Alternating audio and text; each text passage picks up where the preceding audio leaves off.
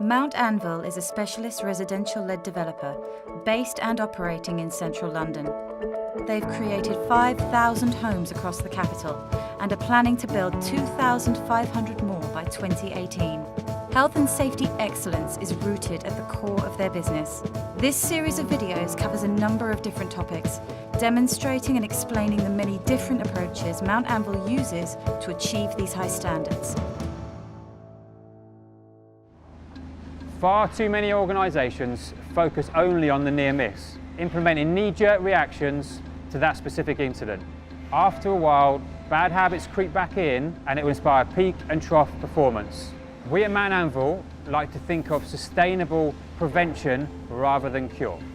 The unsafe condition, the precursor to the accident, and we can dissect that, look forward rather than simply the accident itself. So what is a hazard? Every hazard is a link in the accident chain. No matter how small that hazard might seem, it was only a trailing cable, it was only a bit of dust, it's a link in the accident chain.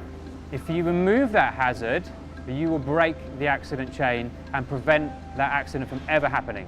The problem is there's a great tendency to trivialise hazards.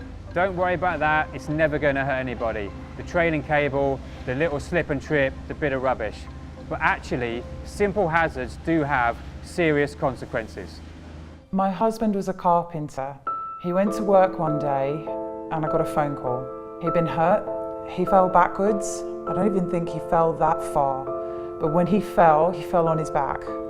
There were items on the ground, and when he fell onto them, he moved a disc in his back. At first we didn't think that it was that serious, but it stopped him being able to go to work. He became quite depressed. He couldn't get outside. He wasn't able to earn money and we were struggling. That led to violence in the home. Things spiraled out of control. And unfortunately, he ended up in prison.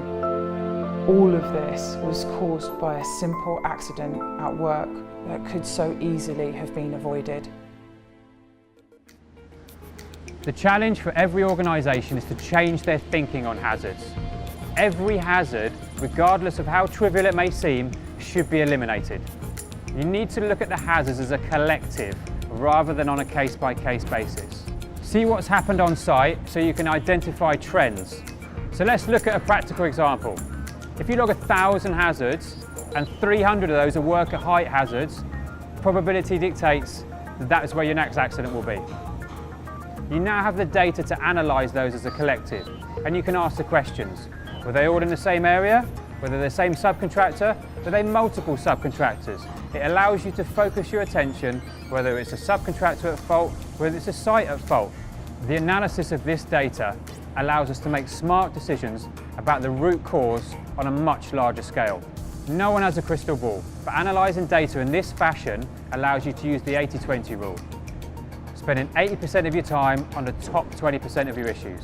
Real-time data analysed in an intelligent fashion will be far more sustainable, thus preventing thousands of accidents every year.